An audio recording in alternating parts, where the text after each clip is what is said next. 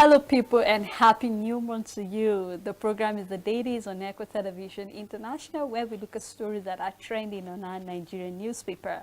And God has been faithful to us for the past 11 months, and we are hoping and trusting Him to end this month in a grand style with lots of blessings and also favor. I am Stella Elisha, your host, and I have my co-host Rachel Tanzi. Hello, Rachel. Good morning, sir. Happy new month. Same to you. Thank you so much. Have you started your countdown? Like I have. You can see I'm already having a touch of green for Christmas. green. I think I'm the only one who forgot to wear Christmas yeah. So I think tomorrow today. I either have green or red. I'll try my best. All right, no problem. Well, before we run through the papers, I just want to let you know that we're live on Facebook and also on YouTube. So please do well, drop your comment, drop your contribution.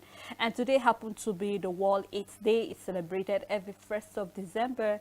And this year's theme for the year is actually Rock the Ribbon, because I think the color for the 8th World Day, mostly they use the red ribbon to actually let people, they send kind of an awareness to people that are living with the HIV and AIDS, and also to let people know that it's not a death sentence, and also to stop the stigmatization, because we know that I think presently they don't really go through much as them, but then still we cannot rule that out, that they go through emotional stress, trauma and all of that. And so the UN, the World Health Organization, saw that it would be proper to raise this awareness every 1st of December. But that doesn't mean we should stop it only on 1st of December. But I think this should be something that we should keep doing it every day. We need to raise the awareness, let people know how you can protect yourself. And then let's not just stop at the rural areas. We always say this whenever we have any World Health Day, whether diabetes, hepatitis, or AIDS.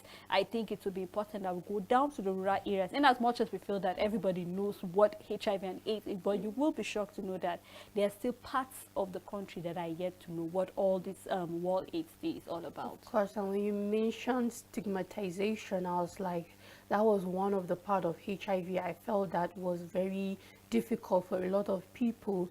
And over the years, you can see improvement in how things are being done. When a new virus or a disease is being found or realized and is fast spreading, I believe that not only the World Health Organization, but every other organization that is in charge of information always tries to let people know things about it, like the important things, like how to get it, how to prevent it, and all of that. We had COVID-19, we had Ebola. You knew we instantly knew the means of transmission, or how you can communicate that disease in certain ways. But then with HIV, it was very different. We had stigmatization where we couldn't to simple handshake, hugs, and all of that, and that was a problem. But I like to say the world have improved with information and how bodies that are in charge of sensitizing people concerning viruses and diseases go about it. We now know that, okay, this is a disease, so but you know that, okay, handshake can be a problem. You know that a hug can be a problem, or a handshake is not a problem, or a hug is not a problem.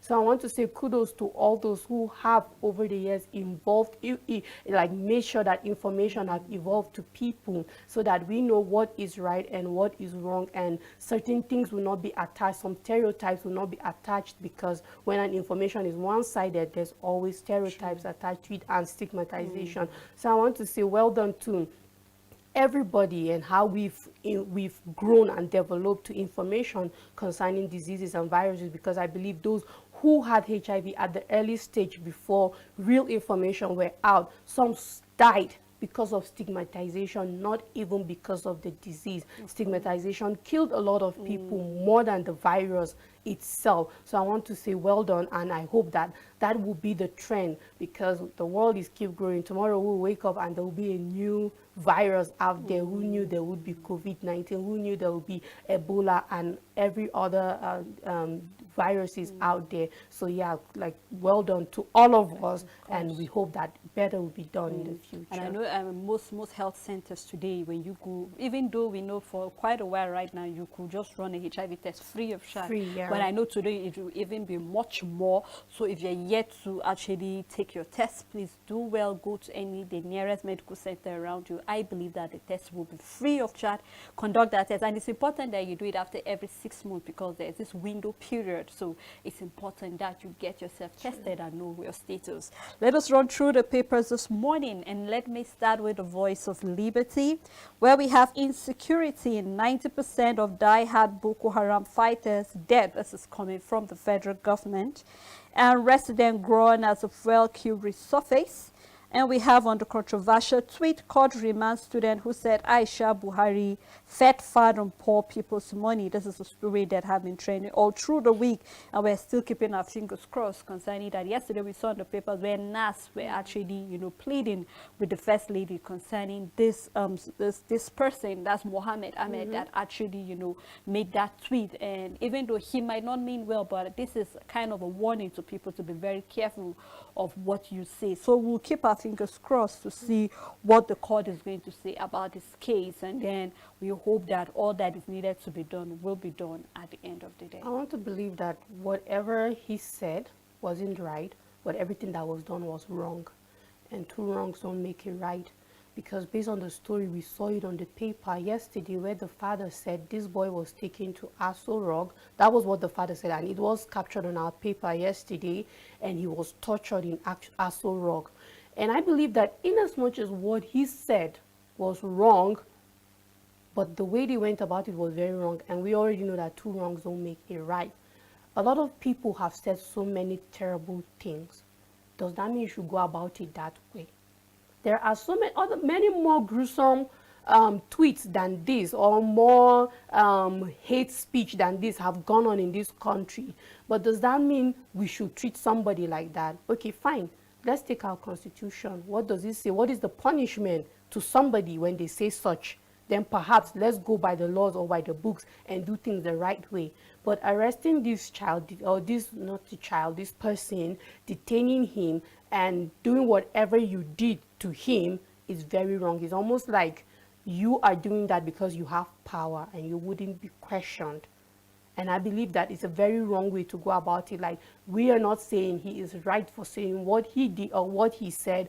No, but a lot of, like, the past administration went through more hate speech than this. But there was never a time the former wife of the president went through more when it came to hate speech and people saying all mean things. But there was never a time one person was picked out of the many that said something wrong and was treated badly. So what are we trying to say? Is it that the law is different in a different administration, or what the constitution say, or how things should be done is different depending on the administration? So yes, what he said was wrong, but however, the way the first lady went with it and whatever agency dealt with that, law enforcement agency dealt with him, and also the story behind it, everything about it is wrong. It doesn't make it right in any way. Well, just like we said, we will be waiting for the ruling of the court, and we Yes. hope that the books, just like you said, will be followed, and then whatever it's supposed to be done will be done. Still on the Voice of Liberty, we have the big caption that says, despite poverty in the land, governors are building needless airport flyover while rural areas are abandoned, coming from the federal government. The federal government yesterday said the preference of the state governors to build flyovers and airport instead of projects that can improve life in rural areas is not helping its program to elevate poverty in the country. And this is why I keep saying we need to push for this local government autonomy. Yes. By all means. By all means. Of course, the state government cannot be everywhere. In as much as we need the flyovers, because these are projects that even when you're long gone, any other administration coming after or anybody else will enjoy from that project. But then we, just like I keep saying, that we need to make our priorities right. When we fix things in order of preferences, then we know that we'll get it right. I remember I was against, or lots of Nigerians spoke about the issue when we bought cars for Niger Republic for security, and we're like, where is our own priority as a nation? We're still fighting insecurity. Or are we going to talk about when we had the governor of Zamfara state buying cars for the traditional rulers over there in the same state that were unable to register each student for WAEC?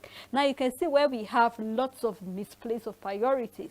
So I hope that we actually get our priorities right in this country, starting from the head down to the local government areas, because whatever we are saying or whatever we are doing, we lead by example. So I hope that I will see that being put in place from the executive, the judiciary, the legislative, that everybody will know what are we supposed to do at this point in time. What does the nation need at this point in time? Just like when we had the redesign of the Naira, which was very important. But then is the timing right? It's another thing we have to look into too. So I hope that not just the state governors, but also starting from the federal governors down to the local government, chairman, councillors, will be able to put our priorities right and know that what are we supposed to do at this moment? What do the people need at this moment? What will I be remembered for at this moment? It's not about having a we always talk about long-term and short-term projects.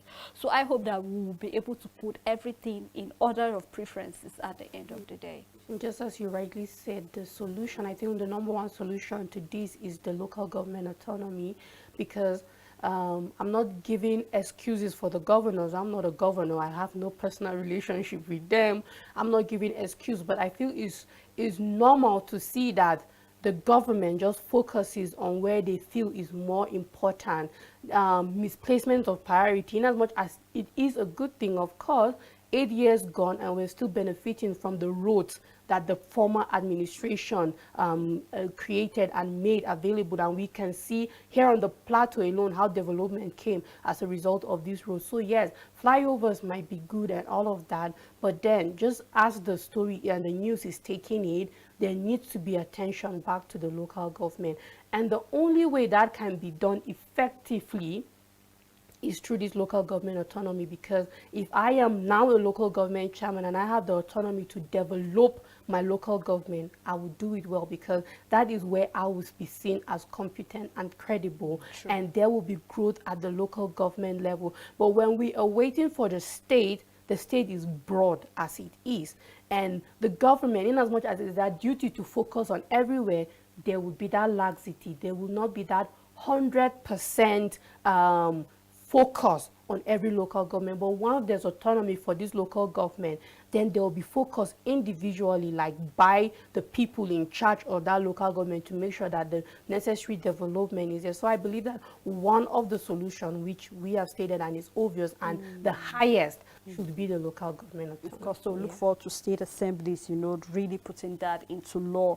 Other stories, stories on the Voice of Liberty. Pupils to be taught in mother tongue as FEC approves the national language policy for primary education. And I think it's important at a time where lots of people do not know their mother tongue, So I think it's very, very paramount, because I know of lots of people that do that, and they need to know the importance of the mother tongue, because this is something that is like a legacy to you. Your parents leave you with that. So I think it will be important.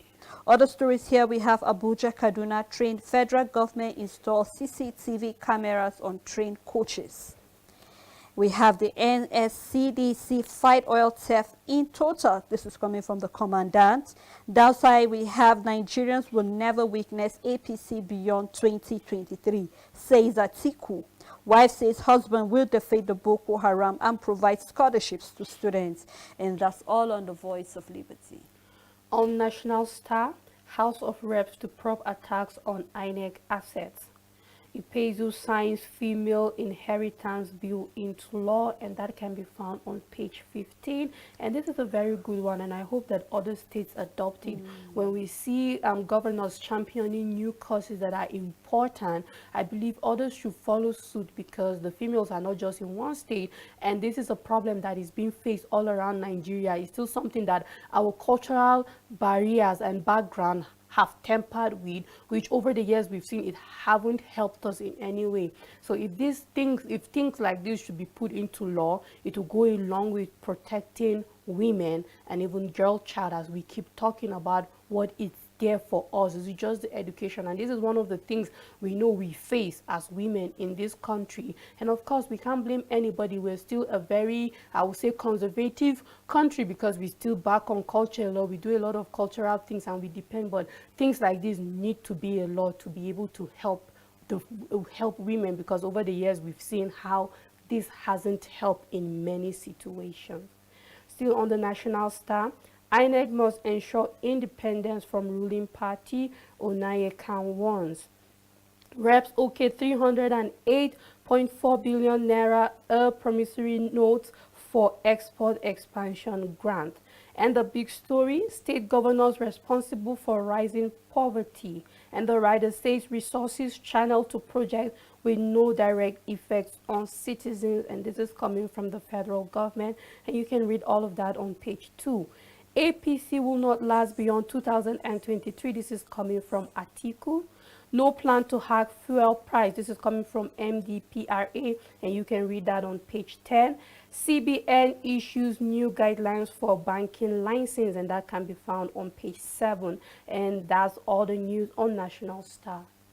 On the Vanguard newspaper, we have despite attack, we will recover. This is coming from the INEC chairman, Yakubu.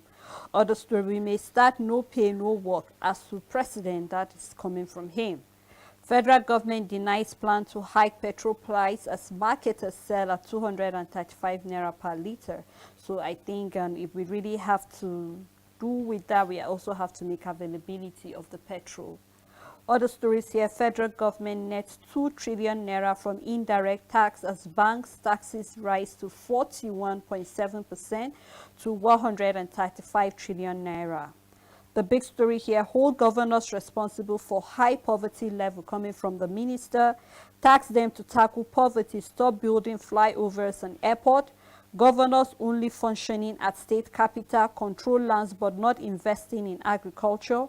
At federal government has done its best to elevate poverty, governors keep mum. And I believe that the governors will actually respond to all of this soon, even though right now they're quiet about all of that. The picture story here we have is the 2023 Armed Forces Remembrance, and I think it's very important for all those who have laid their lives to make sure they protect lives and property in this country.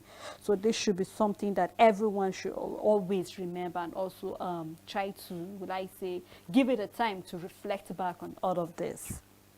Drama as the celebrity kidnapper and John Lawyer and other plead not guilty. That you can read on page 6 for those who are interested in that entertainment story. Couple daughter killed in herdsmen invasion of Benue community. Adeleke Oyetola quarrel afresh over handover procedure. That you can find on page 26. Court remands Aisha Buhari's critic in Suleja prisons. And we have federal government, ACF, Northern Elders Forum, Northern Governors Autumn, Mon Onugu, and that you can find on page 13. Fed approves compulsory mother tongue instruction in primary schools. And from Plateau, we have civil society organization raise alarm over alleged 84,000 underage registered voters. And I hope that not just in Plateau, but we'll check other states also in the federation to check that. We saw that in Sokoto and also in Kano, yes, where we saw quite over 130 something, PVCs were being found. So I hope that we look into all of that. And that's all on the Vanguard newspaper. On this Nigeria, still on 2023 election, INEC airlifts BVA's machine to state. And the big story, federal government blames state for high level of poverty. The writer says 72% of poor people reside in rural areas, urges governors to address rising index, and you can read all of that on page 4. Mother of 2 butchers 11-month-old son in Cross River. FEC approves compulsory mother tongue instruction in primary schools.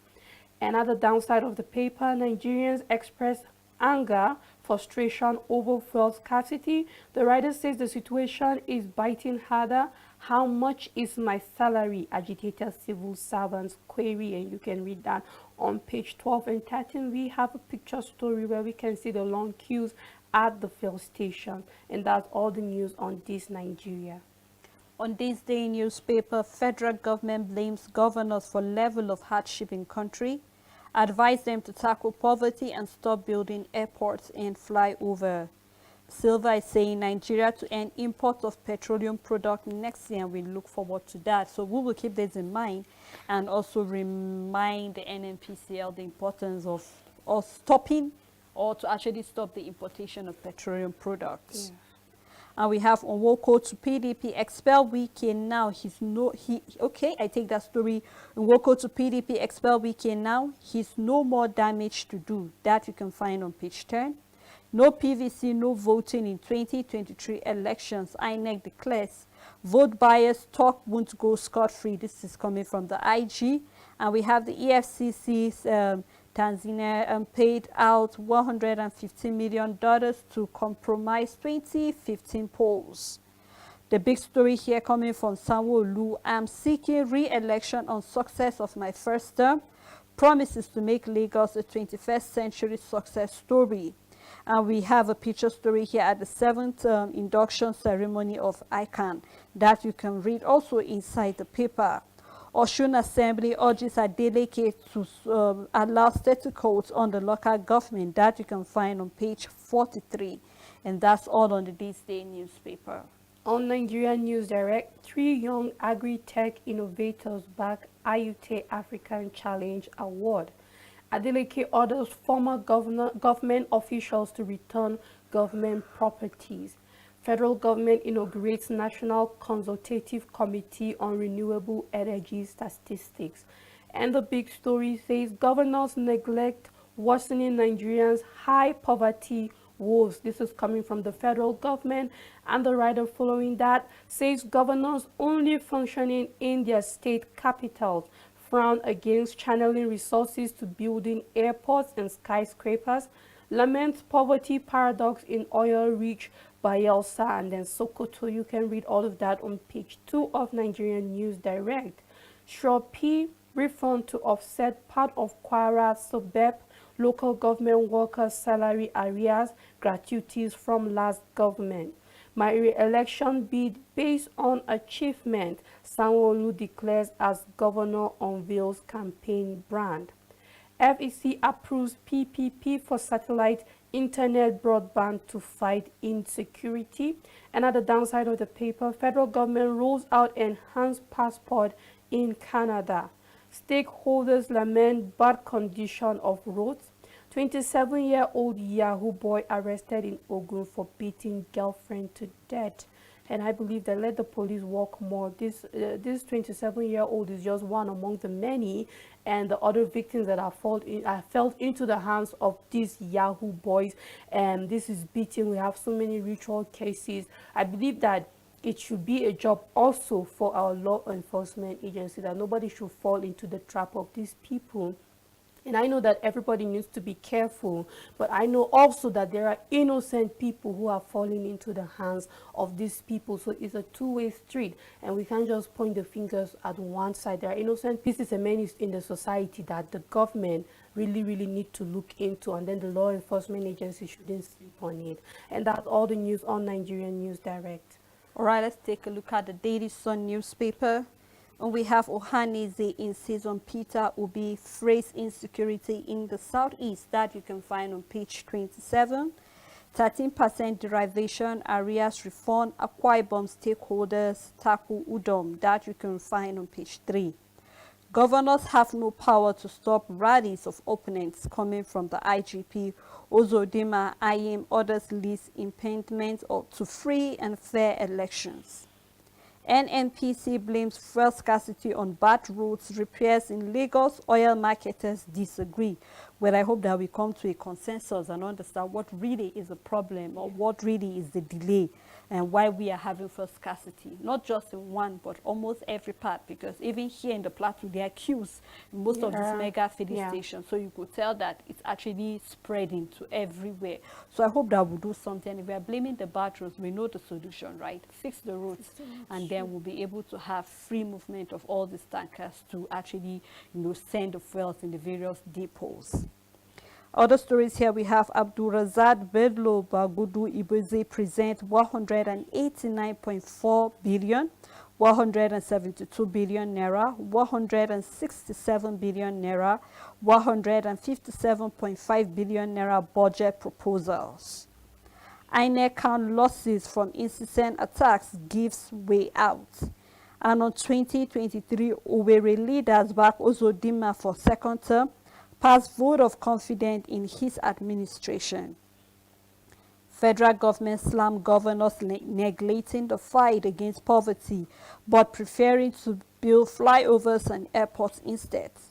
And we have a picture story here where we can see the chairman, House of Representatives Committee on Security, Babajide, Commander, National Defense College, Ray Mutala Bashir, and representative of the Chief of Defense Staff, AVM Charles, during the International Conference on Africans on Governed Space and Regional Security in Abuja yesterday. And if you're interested in that story, you can grab the paper and read more of that. The last story here we have is 25 firms selected for the $10.5 million Nigeria Insect Research Project, Senasini EVC. That you can find on page 27. And that's all on the Daily Sun newspaper. On the first newspaper, still on contempt court orders COAS, Trader Commandant arrest, remand in prison. And the big story, students secretly arraigned, remanded over Aisha Buhari's tweet. And the writer says, charged with cyber stalking, denied bail, sent to Suleja prison, risks missing final year examination beginning December 5th. Opposition parties demand remanded undergraduates release, offer him free legal services, says president's wife lacks power to order her critics' arrest. Ronaldo agrees to 173 million euros Saudi contract. Sacked local government chairman. Again, Osun Assembly tackles Adeleke, orders status quo. Directs council bosses, councillors to remain in office. Mimiko's camp splits over Atiku. FEC approves mother tongue for instruction in primary schools. Federal government slams governors building needless airports, flyovers at grassroots expense. Atiku, a serial betrayer, weakest among presidential candidates. This is coming from Oshemuli. Still on 2023 election, Nigeria will never witness APC government hardship again, a promise from Atiku. Arsonist attack, INEC will recover, Yakubu assures Nigerians. Mother runs amok, beheads 11-month-old son in Cross River. Brazil legend Pele hospitalized over swollen body and heart issues. And that's all the news on First News. All right, before we move further to other papers, we'd like to take a break. And remember, please, we're live on Facebook and YouTube. You can follow us and also share and drop your comment and contribution in any of the stories that is of interest to you this morning. Do not go anywhere. We'll be right back after the break.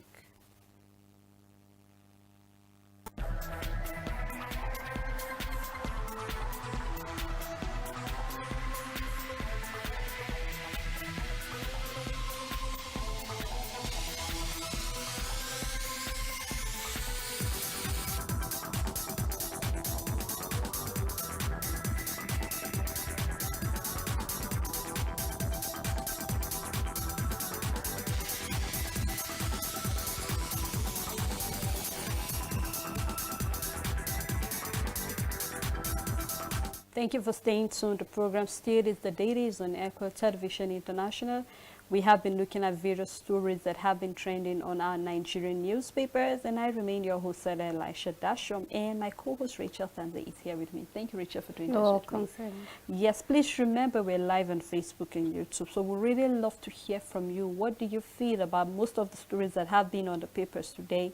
The issue that the federal government is blaming state governors for the reason why we are having this high rate of poverty in the country, and also the first scarcity is still lingering for longer than we expect. So what do you feel? We really love to hear from you. So drop your comment, drop your contribution on our official Facebook page. And I'll be going further with the Metrics newspaper. First scarcity due to PDP's failure to fix refineries in 16 years, says Oshomode. Following the biting fuel scarcity experienced by Nigerians in the recent times, a former national chairman of the All Progressive Congress, Adams Oshomode, has laid its blame on the inability of the People Democratic Party to fix Nigeria's refinery during its 16 years rule. So you can read more of that inside the paper. We have the EFCC uncovers $205 million unremitted revenue by oil. You can read more of that story inside the paper. And on the FIFA World Cup, Qatar, Argentina, Poland qualify for round of 16. Tunisia shocks France. So for those who have been following the sport, do well to grab the paper and read more of that story. Nigeria aims to end imports of petroleum product next year. This is coming from Silver. Nigeria expects to stop importing petroleum products from before or around the third quarter of 2023. Its oil minister, Silva, said that on Tuesday. Silva said a refurnished refinery in the city of Port Harcourt. So we hope to see more refineries being, made in the country. On 2023, growing concern over conduct of general election amid incessant attack on INEC offices. INEC raises alarm that ability to keep replacing destroyed materials limited with 85 days to poll, maintains no PVC, no voting policy. Attack must stop, perpetrators apprehended, says INEC chairman. No PVC, no voting in 2023 election. INEC insists nothing can happen to change the position. INEC is still insisting. And we still have, again, court orders, arrest, remand in prison of the COA's Yahaya Farouk over contempt. That side of the paper, federal government has no plan to increase the fuel pump price. This is coming from the authorities. And that's all on the Metrics newspaper. On the Leadership newspaper, my re-election bid based on achievements. Sanwo-Olu is saying that, and you can read that on page 12. Federal government okays compulsory mother tongue instruction in primary schools. Mass poverty, federal government passes the buck, blames governors. And the big story, amid strong condemnation, Aisha Buhari's critic Aminu arraigned in secret jail. The writer says CUPP offers free legal service. Nigerian students, others demand his immediate release. Aminu is a respectful, peaceful boy, says family, and you can read all of that on page 4. APC has done blame game. Just tell us what you want to do for us, and when you get the chance, let's see how your 8 years is. Let's see how you start from your first 10 or your first 4 years, and then we see 8 years. If when you are gone, we'll be able to say you've done well or not. We don't want anybody pointing fingers. It doesn't change the fact that perhaps, yes, the past administration or the present has their own mistakes and might have done other things better, and they didn't. But we're just tired of that kind of thing as a country. We just want you to tell us the way forward. How do you plan on fixing the mistake? And then we will see if we want you to come and fix the mistakes and the problems or not. Still on Leadership newspaper, division, the diversion logistics responsible for fuel scarcity. And we have on the World Cup, Argentina, Poland, Australia advanced to last 16. Tunisia, Mexico exist in style. And you can read all of that on page 19. We have a picture story. If you want to know what that is all about, get the Leadership newspaper. And that's all the news on the Leadership. On the Guardian newspaper, I have fears about possible outcome of the 2023 polls, says Jega. Court dismisses suit seeking disqualification of the Labour Party presidential candidate Peter Obi. Oyetola's appointees left with official vehicles and others, Adeleke reveals. Sanwo-Olu at campaign promises better tomorrow. You can read more of that story inside the paper. And the big story here we have on the Nigerian Governors Forum, mom as federal government shifts blame for high poverty to governors. And we have Agba says they rather build flyover skyscrapers but leave fights against hunger. Sokoto has the highest number of poor people, followed by Bayelsa. And Yahya says governors committed to improving livelihood of rural dwellers. The rising inflation, falling wages, increased poverty, social unrest, says the ILO. So you can read more on the front page and also page 6 of the Guardian newspaper. And in recognition of the World AIDS Day, we have no end to infection by 2030 as 1.8 million Nigerians live with HIV. And we hope that we will stop, recording more cases as a result of that. Yeah. So to recognize that, just like we said, get yourself tested, and also so we can reduce the numbers of those living with the HIV. And that's all on the Guardian newspaper. On New Telegraph, This is coming from the World Bank. 2022 diaspora remittance to Nigeria to hit $20.9 billion. And on electricity, federal government moves to boost megawatts to 5,500 in 2023. Article promises devolution of power, roads rehabilitation. And Senate threatens CBN governors and BOI managing director orders with arrest warrants. And you can read that on page 2 and 30. Then inflation subsidy pushing economy into debt slavery. This is coming from MAN. ASU set to decide on withheld salary arrears. That can be found on page 26. And the big story on New Telegraph, governors liable for poverty and hardship. This is coming from the federal government. OK's compulsory use of mother tongue in primary schools.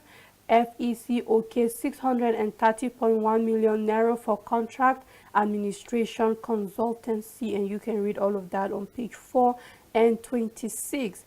Reps probe attacks on INEC facilities. That's on the 2023 election. Former SAA airplane finds home in Nigeria. Others on the lease packed as yearly tilt rush begins. Abbas Mongono Osai lead reps bills sponsorship in 3 years with 174. Bajabia Mila 23 bills, Kalu 45, Bagos 33, and Dogara 10. You can read all about the bills that have been passed by these individuals on page 3. Presidency in dilemma over breach of NDDC Act. And the writer says Senate Judiciary to determine nominees' fate. Falana Alaye Itsekiri ethnic nationalities flood Senate with petitions. DSF's police screen nominees as Senate begins confirmation process next week, and you can read all about the process on page 3.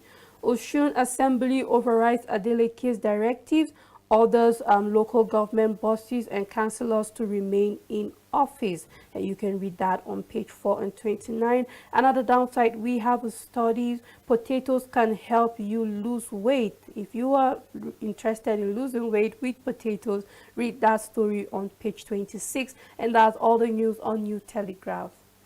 On the Daily Times newspaper, new health reform bill on the way. This is coming from the Vice President Osibanjo. The big story says federal government blames governors for alarming poverty rate. Says governors prioritize building flyovers, airports, fighting against hunger. As the Federal Executive Committee approves compulsory use of mother tongue in primary schools. Federal government rolls out enhanced passport in Canada. You can read more of that inside the paper. And talking about attacks on INEC offices, the INEC chairman count losses, gives ways out. And from ASU, federal government pays varsity lecturers full November salaries with whole 8 months arrears. That can be found on page 4. HOR approves 308.4 billion naira promissory notes for export expansion. And federal government has no plan to increase the fuel pump price. This is coming from the NMDPRA that you can find on page 2. And the picture story is during the FEC meeting. So you can grab the Daily Times and read any of the story that is of interest to you. On the Daily Ascent, RMAFC EFCC renew collaboration on accruable revenue monitoring. And the big story, tackle poverty, stop building airports, flyovers. Federal government tells governors, blame state executives for high poverty rate in state. Federal government has no plan to increase fuel pump price. This is coming from NMDPRO. Nigerians will never witness APC beyond 2023. This is coming from Atiku. Tinubu will speak on action plan for Nigerians at Chetman House. This is coming from APC. You can read that on page 26. Court issue arrest warrant against Army Chief Trader Commandant. Stock market rebounds gains on 114 billion naira, and you can read all of that on page 15. Autumn Lawan mark ACF others mourn Wantere Paul Unogo. You can continue with that story on page 2. Another downside of the paper, terrorists invade casinos, DPO's home, kill mother and brother. And that story can be found on page 16. And that's all the news on Daily Asset. On the Nation newspaper, schools to adopt mother tongue as medium of instruction. INEC is saying PVC mandatory for voting in 2023 general elections. Tinubu for chairman, House talks on security and economy. Abdulrazak takes 189.4 billion budget estimate to the assembly. That you can find on page 3. Why Ondo should vote for me? This is coming from the PDP presidential candidate Atiku. Osun Assembly DS Adeleke. The big story still that has been on all the Nigerian papers this morning, as ministers states to blame for rising poverty and hardship. Governors building airport, flyover, investing in projects with no economic impact. You can read that on the front page and also on page 4. And then we'd love to hear from you by dropping your comment on our Facebook if you agree that the state governors are actually the reason why we are having the high number of poverty, because it's quite, all the papers, I think that's a big story. Yes. And so for it to make it as a big story, I think should be something that everybody should be concerned about. So we need to know, really, is it the governors? Are they responsible for the poverty rate? We have to look at the flood that we had recently. Yeah. We have to look at the COVID that came in, palliatives that we didn't go around. And even though we know there's some money that have been sent from the state down, from the federal government down to the state, kind of like a relief. I remember when we saw few people who got the 4,000 naira, yeah. more like, and then even for the 4,000 naira, it's a measure of maize. How much is even beans? And then we're talking about eating healthy. Talking about, okay, losing weight, potatoes, right? Yeah. So that means you keep eating potatoes all through. No. So these are lots of conversation we need to have beyond it just being on the papers. Yeah. What is now the solution forward? Because it's one thing for it to be on the papers. Yeah. It's one thing for governors to pick up, okay, yes, we are lacking in this area, but then what are the governors willing to do? Yeah. And I keep saying that we can't keep blaming where we don't have separation of powers as it's supposed to be. For every government, democratic government, there is supposed to be separation of There power. should be. But then we tend to see that power lies with one sector, or with one judicial, with one other, looking at one segment, and then it doesn't go around. What the judiciary is supposed to do, we see the legislative meddling. What the executive are supposed to do. So you see, there tends to be no separation of power. So definitely, what I'm supposed to do, I'm waiting for you to do that. So I hope that we all sit down, in as much as Fed are looking at doing other things. This should also be another conversation that we need to have. We're saying in 2023 there will be no food shortage. Then I hope to see that the federal government, the state government, the local government will all sit together and see, okay, in your own level, what can you do to make sure that there is no poverty in the local government? State governors, what are you hoping to do in the state level? At the federal level, what is the federal government hoping to see? We saw in the papers, I think, the past 2 days, where there's still to be a controversy concerning the money that is found in the finance and also the humanitarian affairs ministry. So these are some of the things we need to know. When money is being disbursed, there should be an auditing so that at the end of the day, one part will not benefit while another, is not benefited. So we look forward to all of that. Still on the Nation newspaper, we have Wike takes on governor over derivation payments. And Oshomole is saying PDP, a house divided against itself.